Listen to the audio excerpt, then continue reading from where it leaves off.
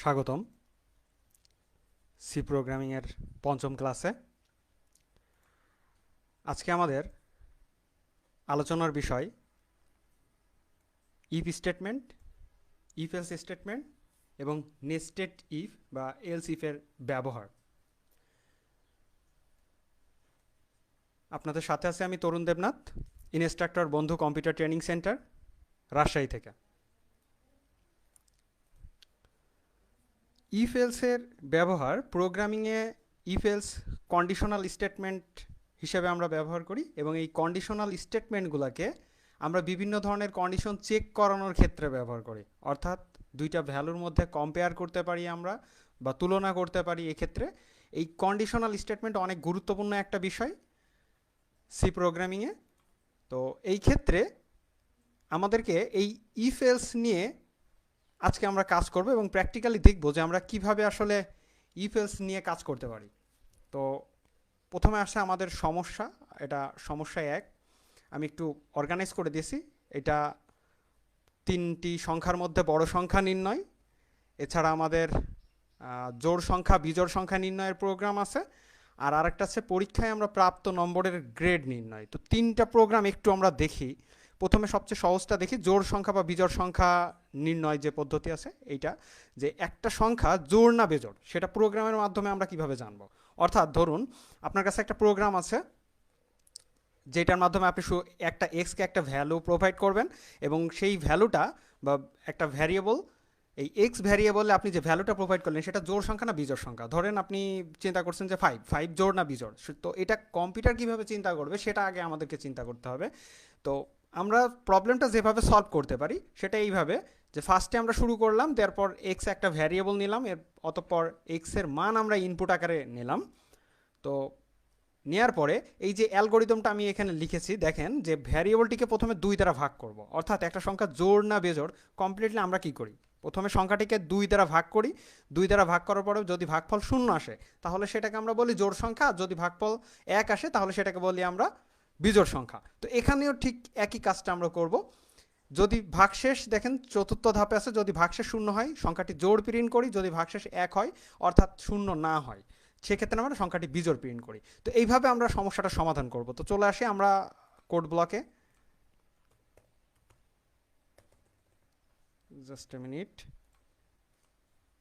ল্যাঙ্গুয়েজটা change ছিল। তো ফার্স্টে আমরা কোড ব্লকটা ওপেন করছি, স্টার্ট মেনু থেকে কোড ব্লকটা আমি ওপেন করলাম। একটু ওপেন হতে সময় লাগছে।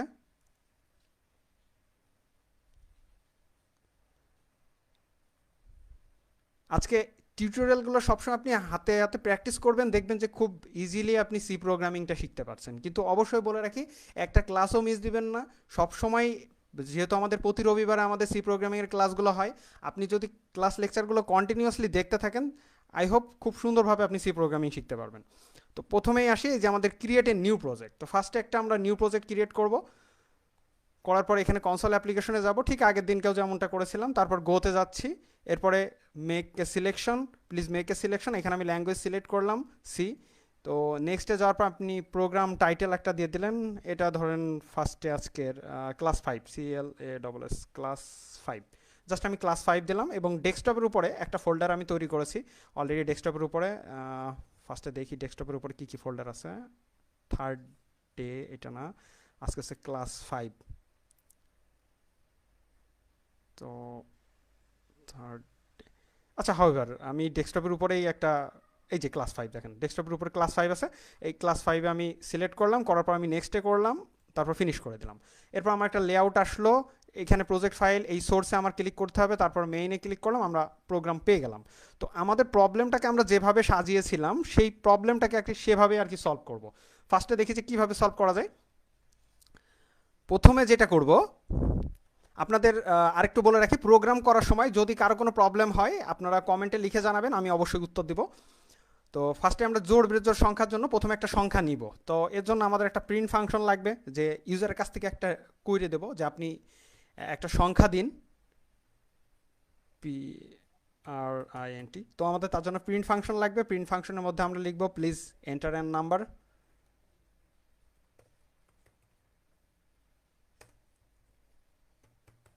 এন্টার ইওর নাম্বার, আপনার সংখ্যাটি দিন। তো এরপরে স্টেটমেন্টকে ক্লোজ করতে হবে, আমরা চাইলাম তো সংখ্যাটি এবার স্ক্যান করে নিতে হবে, স্ক্যানএফ। তো এর ভিতরে স্ক্যানএফের মধ্যে আপনি যেভাবে আমরা গতদিন দেখেছিলাম যে পার্সেন্টেজ ডি ফরম্যাট স্পেসিফায়ার, কেন ডি লিখছি, কারণ আমরা একটা ইন্টিজার টাইপের ভ্যারিয়েবল নিব। তো আগেই আমার সেই ইন্টিজার টাইপ এখানে তাহলে ডিক্লেয়ার করে আসতে হবে। আমরা বলেছিলাম এক্সটা একটি ভ্যারিয়েবল নেই, ইন্টিজার এক্স নিলাম, percentage D comma ampersand x. তো এই আমরা এম্পারসেন্ট এক্স দিয়ে আমরা এই যে অ্যান্ড চিহ্ন যেটাকে বলে, তো এটাকে প্রোগ্রামিংয়ের ভাষায় এম্পারসেন্ট বলে। তো এই এক্সের মান আমরা নিলাম। এখন যেটা হচ্ছে এই এক্সের মান নিয়ে আমার ক্যালকুলেশন করতে হবে। তাহলে ফার্স্টে এইবার আমরা কন্ডিশন দেবো। তো কন্ডিশনের ফরম্যাটটা এরকম যে প্রথমে আপনি ইফ লিখবেন, জাস্ট ইফ, মানে বাংলাতে যার অর্থ দাঁড়ায় যদি, ব্র্যাকেট দিবেন, তার ভিতরে ব্র্যাকেটের মধ্যে কন্ডিশন লিখবেন, কন্ডিশন। তো এই আপনার ব্র্যাকেটের মধ্যে কন্ডিশন, আর এখানে হচ্ছে আপনার বডি, এই যে ফাংশনাল যে বডিটা আছে বা others statement 1 2 3, statement 1 2 3 etcetera etcetera, এইভাবে কন্টিনিউয়াসলি আপনার চলতে থাকবে। অর্থাৎ যদি আপনার কন্ডিশনটা সত্য হয় তাহলে এই ব্র্যাকেট থেকে এই ব্র্যাকেটের মধ্যে যতটুকু অংশ আপনি কাজ করছেন ততটুকু অংশ সে এক্সিকিউট করবে, অর্থাৎ ততটুকু অংশ সে চেক করবে, বা সেই অংশে যে ফাংশন তাকে পারফর্ম করতে বলা হয়েছে সেই ফাংশনটা সে পারফর্ম করবে। আদারওয়াইজ সে ইফের বাইরে চলে যাবে। তো এখন ইফের বাইরে কি আছে, রিটার্ন আছে। তো আমি যদি এই জায়গায় এখানে মনে করেন যে এখান দিয়ে যে প্রিন্ট, ধরেন এখানে আমরা দিলাম প্রিন্ট এফ, আমি ফার্স্টে একটু প্রিন্ট এফ দিয়ে বোঝালাম। এখানে আমি লিখলাম প্রোগ্রাম এন্ডিং, আসলে এক হাত দিয়ে টাইপ করতে হচ্ছে, দ্যাটস ওয়াই হয়তো একটু মিসম্যাচ হচ্ছে। প্রোগ্রাম এন্ডিং, তো এই চলে আসলো আমাদের। অর্থাৎ আমরা এইবার দেখেন এখানে আমরা এই কন্ডিশনের পরিবর্তে এখানে একটা মিথ্যা কন্ডিশন দিব, এবং দিয়ে এখানে একটা প্রিন্ট এফ দেব। এই প্রিন্ট এফ দিলাম, তার মধ্যে দিলাম inside, INSID, inside if condition, অর্থাৎ conditional statement inside if conditional statement. আর এই সাইডে প্রিন্ট এফে দিলাম আউটসাইড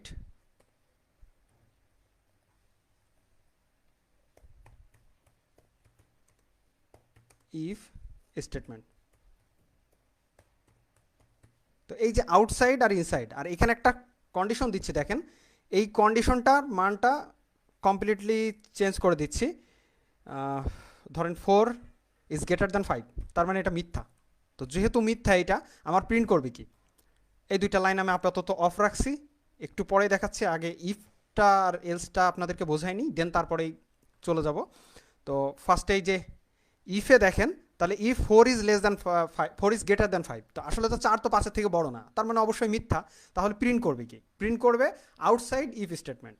আর যদি শুধুমাত্র এটা যদি সত্য হতো তাহলে এটাও প্রিন্ট করতো, এটাও প্রিন্ট করতো, অর্থাৎ ইনসাইডও প্রিন্ট করতো, আউটসাইডও প্রিন্ট করতো। তো আমরা রান করি প্রোগ্রাম,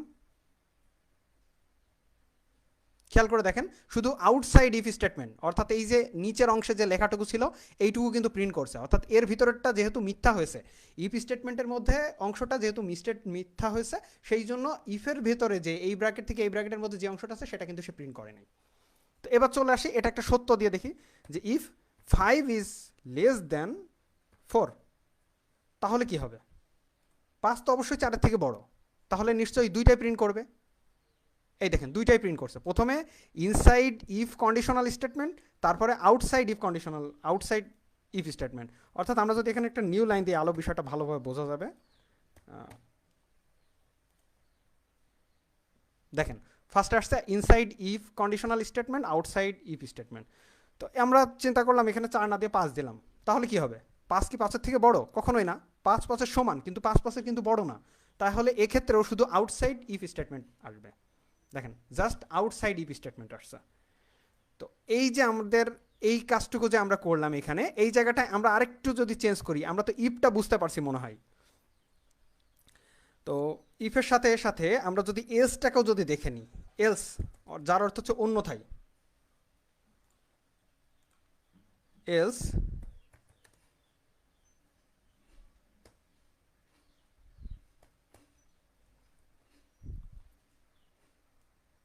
এলস অংশটা আমরা এখানে প্রিন্ট করলাম। অর্থাৎ এবার দিচ্ছি যে ইনসাইড এফ ইফ আর আউটসাইড ইফ। তাহলে ইফের অংশটা যদি মিথ্যা হয় তখন এলসের অংশটা প্রিন্ট করবে, আর এলসের অংশ যদি মিথ্যা হয় অর্থাৎ ইফের অংশ যদি সত্য হয় তখন শুধু এইটা প্রিন্ট করবে। অর্থাৎ এই ইফ এলস দিয়ে আমি যেটা করব, হয় এইটা না হয় এইটা। বাংলায় যেরকম অর্থ দাঁড়াবে আপনি খেয়াল করে দেখেন, হয় এইটা না হলে এইটা। তো এইভাবে আমরা প্রিন্ট করব। তো এখন আমাদের কি প্রিন্ট করার কথা? তো 5 থেকে বড় না, 5 সমান, অর্থাৎ মিথ্যা। তাহলে এই ক্ষেত্রে আমরা যখন রান করব শুধুমাত্র আমাদের আউটসাইডটা প্রিন্ট হবে, এই অন্যথা অর্থাৎ যেহেতু মিথ্যা হয়েছে তাই এলসের অংশটা প্রিন্ট করবে। আর যদি আমরা এখানে সত্য করে দিই, ধরেন 5 > 2, তাহলে শুধু এই অংশ প্রিন্ট করবে, এই অংশ প্রিন্ট করবে না। দেখেন, সো আমরা কিন্তু মিন টাইম বুঝে গেছি যে কিভাবে এই ইফ স্টেটমেন্ট কাজ করে। তো চলে আসি এবার মেইন প্রোগ্রামটাতে, সেই জোড় বিজোড় আমরা একটু নির্ণয় করে ফেলি। তো আপনাদের কাছে মনে হতে পারে যে আসলে ছোট ছোট জিনিসগুলো দিয়ে কিভাবে আমরা কাজ করছি। যেহেতু প্রোগ্রামটা আমরা প্রথম থেকে শিখছি, খুব ভালো করে আমরা শিখতে শিখতে যাব, যাতে করে আস্তে আস্তে আমরা হার্ড প্রোগ্রামের দিকে আগাবো। তো প্রথমে একটা নাম্বার নিচ্ছি, এখানে দিলাম যে স্ক্যান করে এক্স নিয়েছে। এবার এক্স মডুলো 2 ইজিক্যাল টু, অর্থাৎ চেক করব সমান কিনা, কত সমান, শূন্যের সমান কিনা হলে printf the number is even, or simply the even number, even even number. আর যদি এখানে যদি আমাদের সত্য না হয় তখন এটা হবে মিথ্যা, অর্থাৎ এই ক্ষেত্রে হবে আমাদের অড নাম্বার, অড নাম্বার। তো এই দেখেন অলরেডি আমরা ইভেন নম্বর অড নম্বরের প্রোগ্রাম করে ফেলেছি। তো এই ক্ষেত্রে আমি প্রোগ্রামটাকে রান করি। রান করলে বলবে যে প্লিজ এন্টার ইওর নাম্বার। আপনারাই বলেন যে কত নাম্বার দিতে পারি এখানে, সামহাও কত দিতে পারি, যে কোনো নাম্বার, যে কোনো একটা সংখ্যা, ধরেন 45 দিলাম, অড নাম্বার। আমরা চাইলে এই জায়গায় যে কোনো একটা নাম্বার দিতে পারি, ধরেন 45 দিয়েছিলাম আগে, এবার 20 দিলাম, 20 ইভেন নাম্বার। অর্থাৎ আপনি যাই দেন না কেন এবার কিন্তু সে কিন্তু অটোমেটিক ক্যালকুলেশন করে নেবে। অর্থাৎ ক্যালকুলেশনটা যদি অনেক বড় হতো তাও কিন্তু আমরা ইজিলি বুঝতে পারতাম। তো এই ক্ষেত্রে আমি যা নাম্বার দেবো, দেখেন শুধুমাত্র রান করব, নাম্বার দেবো, ওটা বের করে দেবে যে ইভেন নাম্বার না অড নাম্বার। অর্থাৎ খুব সিম্পলি কিন্তু আমরা একটা প্রোগ্রাম কমপ্লিট করে ফেললাম। তো এর পরের যেটা আসছে প্রোগ্রামটা, সমস্যাটা, প্রবলেমটা আমরা দেখি। তো পরীক্ষায় প্রাপ্ত নম্বরের যে গ্রেড আছে সেটা আমাদেরকে নির্ণয় করতে হবে। তো আমাদের গ্রেডিং পদ্ধতিতে আমরা কি করি, ধরেন বোর্ডের আপনি কাজ করছেন, বোর্ডে একটা সফটওয়্যার আপনার কাজ করতে হবে বা ওয়েব ডেভেলপমেন্ট করতে হবে কারিগরি শিক্ষা বোর্ডের। তো এই কারিগরি শিক্ষা বোর্ডে যারা 80 নম্বর বা তার উপরে পেয়েছে তাদেরকে আমরা বলবো এ প্লাস, বা 80 থেকে 100-র মধ্যে পেয়েছে তারা হচ্ছে এ প্লাস। যদি 70 থেকে 79-র মধ্যে পেয়ে থাকে তাহলে তাদের ক্ষেত্রে আমরা এ গ্রেড বলি। যদি 60 থেকে 69-এর মধ্যে থাকে তবে তাদের ক্ষেত্রে আমরা এ মাইনাস বলি। যদি 50 থেকে 59-এর মধ্যে থাকে তাহলে সেই ক্ষেত্রে আমরা বি গ্রেড বলছি। যদি এক্স এর মান, যদি আমাদের এক্ষেত্রে যদি মানটা, অর্থাৎ এক্স এর মানটাই বলছি, কিন্তু আমরা আপনি যে মানটা পরীক্ষায় যে প্রাপ্ত নম্বর আছে যেটা নিয়ে ক্যালকুলেট করতে চাচ্ছেন সেটা যদি 40 থেকে 49-এর মধ্যে থাকে তবে সি গ্রেড। যদি 33 থেকে 39-এর মধ্যে থাকে তাহলে সেটা ডি গ্রেড। এবং যদি 0 থেকে 32-এর মধ্যে থাকে তাহলে সেটাকে আমরা ফেইল বলি, যাকে এফ দ্বারা আমাদের রেজাল্টে প্রিন্ট করা হয়। তো এই যে আমাদের প্রিন্ট সেকশনটা, এই যে আমাদের প্রোগ্রামটাই প্রাপ্ত নম্বরের গ্রেড, এই গ্রেডিং সিস্টেমটা আপনাকে যদি ডেভেলপ করতে বলা হয় অনলাইনে, যেখানে আপনার বোর্ডের থেকে শুধুমাত্র নাম্বারগুলো ইনপুট দিয়ে দিচ্ছে, করসপন্ডিং আপনার প্রোগ্রাম শুধুমাত্র নিচ্ছে, ইনপুটটা নিচ্ছে, পাশাপাশি তার রেসপেক্টে আপনার এ প্লাস না এ গ্রেড নাকি এ মাইনাস সবগুলো কিন্তু প্রিন্ট করে দিচ্ছে। সো খুব দেখেন যে আমরা ম্যাক্সিমাম টাইমে কিন্তু আমরা প্রোগ্রাম পারি না বিধায় ওয়েব ডিজাইনের দিকে চলে যাই, ওয়েব ডেভেলপমেন্টে কিন্তু কাজ করি না। আবার আপনি যদি বলেন অ্যান্ড্রয়েড অ্যাপ্লিকেশনের কথা, আইফোন অ্যাপ্লিকেশনের কথা, বা দেখা যাচ্ছে যে কম্পিউটার সফটওয়্যারের কথা, সেই ক্ষেত্রে প্রত্যেকটা ক্ষেত্রেই কিন্তু আপনার এই সি প্রোগ্রাম বেসিক। আপনি সি প্রোগ্রামটা ঠিকমতো শিখতে পারলে পরবর্তীতেগুলোতে আপনি ইজিলি ভালো করতে পারবেন। আর এক্ষেত্রে যেহেতু আমাদের কারিগরি শিক্ষা বোর্ডের, যেহেতু আমাদের কমপ্লিটলি প্র্যাকটিক্যাল রিলেটেড বা প্র্যাকটিক্যাল সাইডে অনেক বেশি জোর দেওয়া হয়, দ্যাটস ওয়াই আমাদের হাতে কলমে শেখাটা আমাদের সবচেয়ে বেশি জরুরি এখানে। তাতে করে আমরা আমাদের ব্যক্তিগত জীবনে যতগুলো প্রবলেম আছে আমরা এই প্রবলেমগুলো কিন্তু সলভ করতে পারবো। তো এখন চলে আসি, আপনাদের যে কোনো প্রবলেম আপনারা কমেন্টে জানাতে পারেন, আমি অবশ্যই উত্তর দেব প্রোগ্রাম রিলেটেড কোনো সমস্যা হলে। তো এই ক্ষেত্রে পরীক্ষায় প্রাপ্ত নম্বর আমরা একটা ভ্যারিয়েবল নিচ্ছি এক্স, যার মান ইনপুট আকারে নিলাম। এখন প্রোগ্রামটাকে আমরা লিখে ফেলবো। তো এটা ছিল আমাদের ইভেন অড প্রোগ্রাম। তো এন্টার, এখানে এটাকে কমপ্লিটলি আমি মনে করেন যে নতুন একটা প্রোগ্রাম নিলাম। জাস্ট আবার নতুন করে আমি টাইপ করে নিচ্ছি।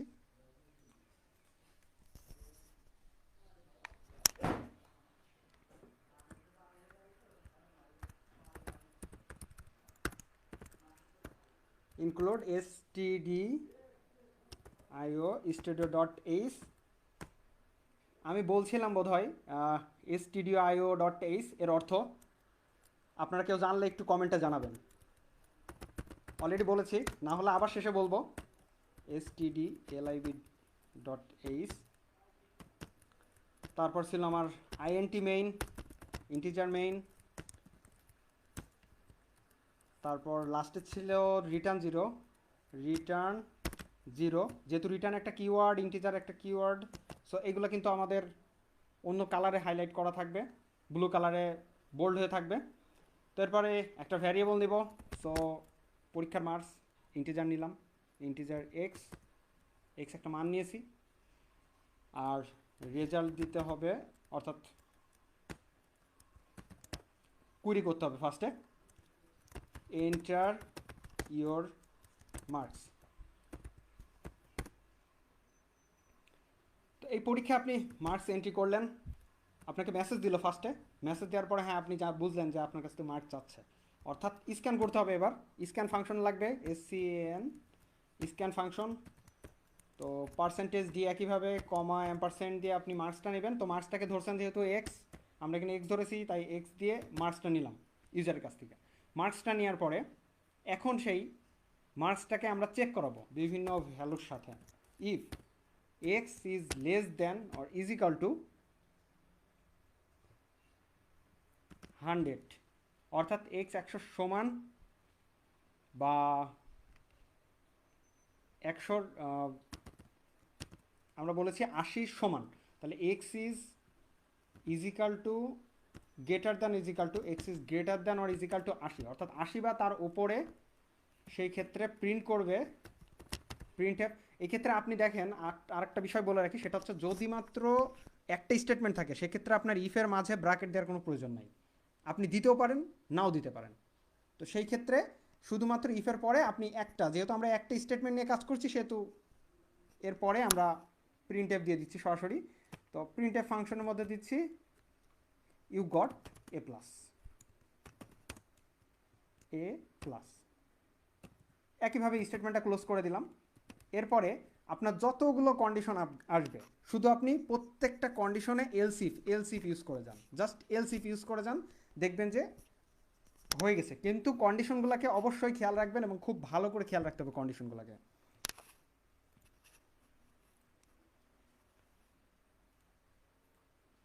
আচ্ছা, এরপরে এলসিফ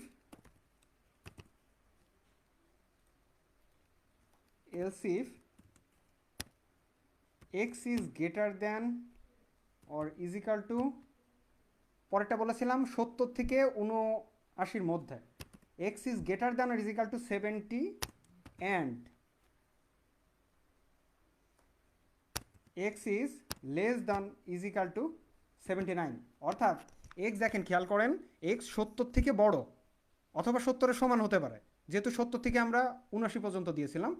এবং ডাবল সিম্বল, ডাবল অ্যান্ড দিয়ে বোঝাবে শুধুমাত্র অ্যান্ড অপারেশন, এটা যে সময় রিলেশনাল অপারেশন বা লজিক্যাল অপারেটর আপনাদেরকে বুঝিয়েছি সেই সময় অলরেডি বলেছি। তো এরপরে less than or is equal to, এটা একটা আমার রিলেশনাল অপারেটর যেটা চেক করছে যে লেস দেন এবং 79-এর থেকে সমান বা 79-এর থেকে কম কিনা। যদি এটা হয়ে থাকে তাহলে সে পেয়েছে এ গ্রেড। সো এই ক্ষেত্রে আমার প্রিন্ট করতে হবে printf you got A minus, sorry A grade. So একইভাবে আমরা আবার পরে চলে যাচ্ছি, এলস ইফ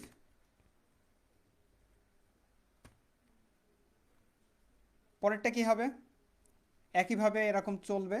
তাহলে আপনি এটাকে কপি করে এখানে বসাতে পারেন, এই এডিটে গিয়ে কপি করে এর মধ্যে বসিয়ে দিলেন, এডিটে গিয়ে আবার পেস্ট অপশন পাবেন, এই যে পেস্ট করে দিলেন, এবার এখানে ভ্যালুগুলো চেঞ্জ করে দিলেই হয়ে যাবে।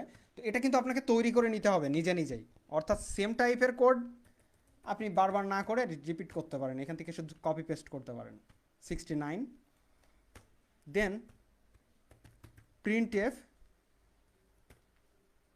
এর ভিতরে আপনাকে লিখতে হবে you got A minus, so else if x is greater than or is equal to 60 and x is less than or is equal to 69 then printf you got a minus, তার মানে 60 থেকে বড় বা 60 এর সমান এবং যে সংখ্যাটা দিয়েছিলাম সেই সংখ্যাটা যদি 69 থেকে ছোট বা 69 এর সমান হয়ে থাকে তাহলে সে পেয়েছে a মাইনাস। ওকে, এরপরে চলে আসে আবার else if, একইভাবে x is greater than is equal to 50 and x is less than or is equal to next আসছে 59, so now print ফাংশনে লিখতে হবে you got b, again type else if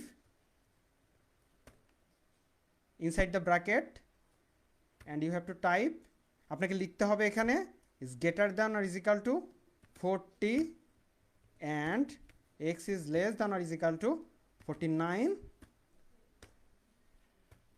then print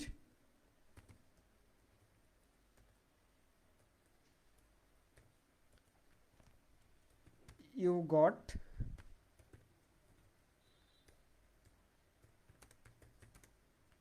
got C,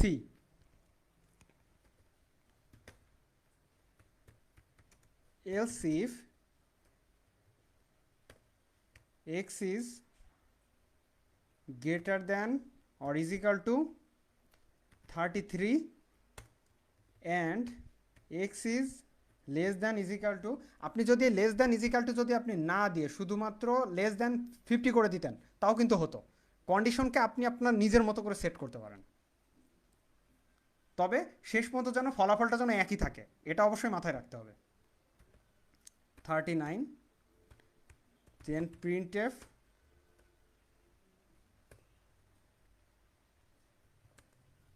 you got D, else if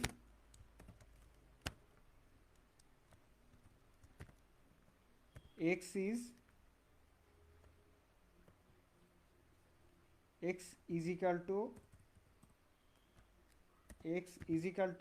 0, x is greater than or is equal to 0 and x is less than or is equal to 32, then printf you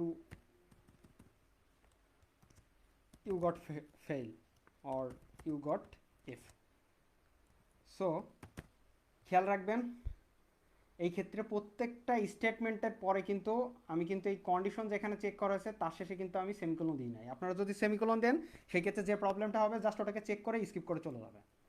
তো এরপরে আমি else দিতে পারি, else দিয়ে লিখলাম printf, আপনারা চাইলে else না দিলেও সমস্যা নাই,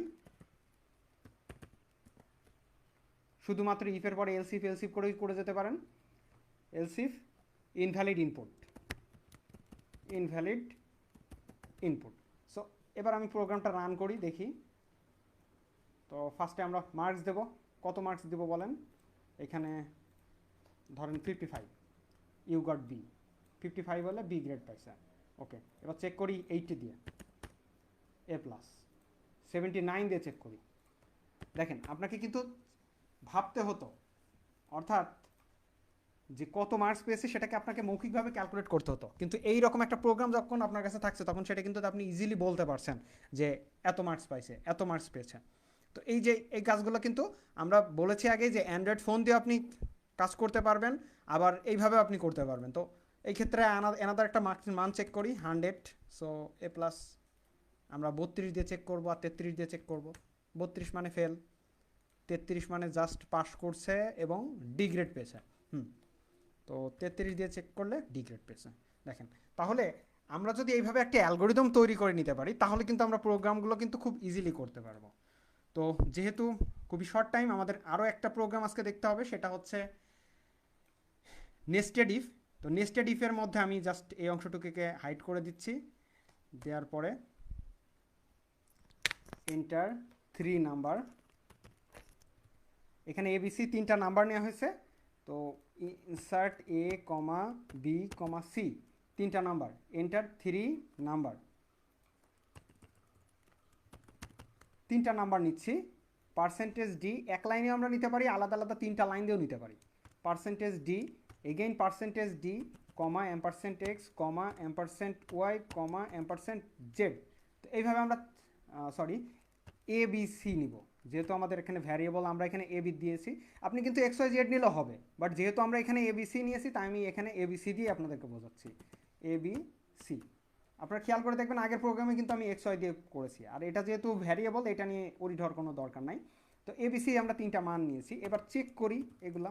তো প্রথমে বলেছে ইনপুট নিলাম, store the numbers into variables. আমরা অটোমেটিক্যালি যখনই ইনপুট দিচ্ছি তখন সেটাকে এবিসি আকারে ইনপুট নিয়ে নিচ্ছে, স্টোর হয়ে যাচ্ছে। তো এরপরে এ এবং বি এর মধ্যে চেক করি, if A is greater than B, যদি এ যদি বি এর বড় হয় তাহলে এর মধ্যে এ যদি বি এর থেকে বড় হয় তাহলে এই অংশে যাবে। এবার এর সাথে সি চেক করব, আবার ইফ দিব এ ইজ গ্রেটার দ্যান সি, যদি এ যদি সি থেকে বড় হয় তাহলে এই অংশ প্রিন্ট করবে, A is largest. Printf A is large, that is is equal to percentage D comma দিয়ে এ দিলাম।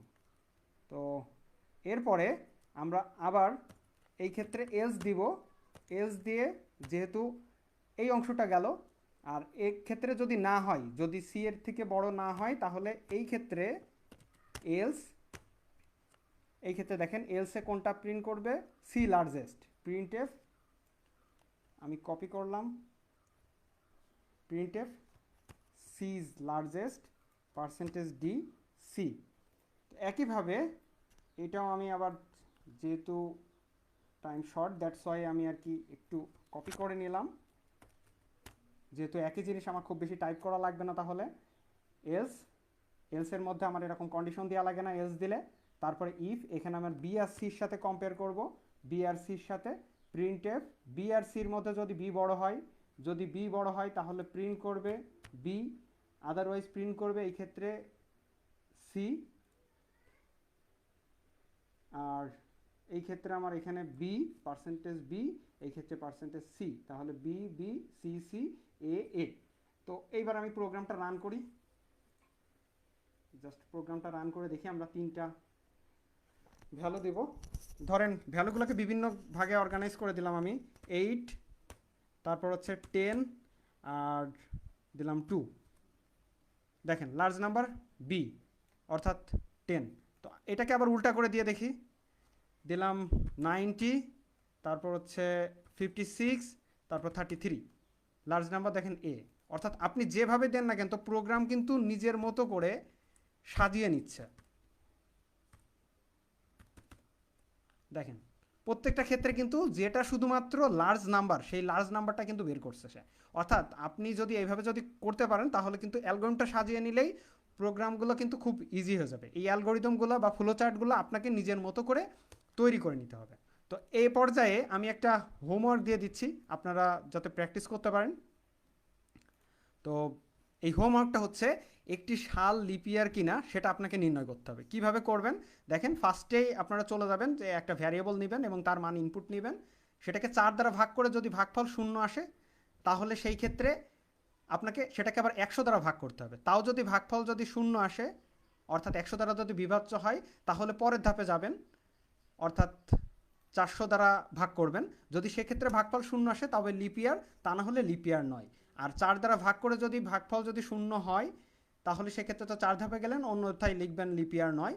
এভাবে 100 দ্বারা ভাগ করার পর ভাগফল যদি শূন্য আসে তবে পরের ধাপে যাবেন, আদারওয়াইজ সেটা লিপ ইয়ার প্রিন্ট করবেন। আর 400 দ্বারা ভাগ করে যদি সরাসরি ভাগফল শূন্য আসে তাহলে সেই ক্ষেত্রে সেটা লিপ ইয়ার, অন্যথায় সেটা লিপ ইয়ার নয় হবে। কিছু উদাহরণও আমি দিয়ে দিয়েছি, এগুলো আপনি দেখতে পারেন যে এইগুলো আসলে 4 দ্বারা বিভাজ্য কিন্তু তারপরেও কিন্তু লিপ ইয়ার নয়। তো এই যে এইগুলা আপনি একটু দেখবেন, দেখে আপনারা এই ধরনের একটা এই যে লিপ ইয়ারের হোমওয়ার্কটা যেটা দিলাম আপনারা 1 সপ্তাহের মধ্যে করবেন। নেক্সট উইকে আবার আপনারা কে কার কার হয়েছে আপনারা বলতে পারেন আমাকে। তো আজকের মতো আমাদের ক্লাস এই পর্যন্তই। আমাদের ক্লাসের ভিডিওটি পুনরায় পেতে ভিজিট করুন জাতীয় দক্ষতা বাতায়ন www.skills.gov.bd তে, অথবা দক্ষতা বাতায়নের ফেসবুক পেজে www.facebook.com/skills.gov.bd। আমাদের সাথে থাকার জন্য অসংখ্য ধন্যবাদ।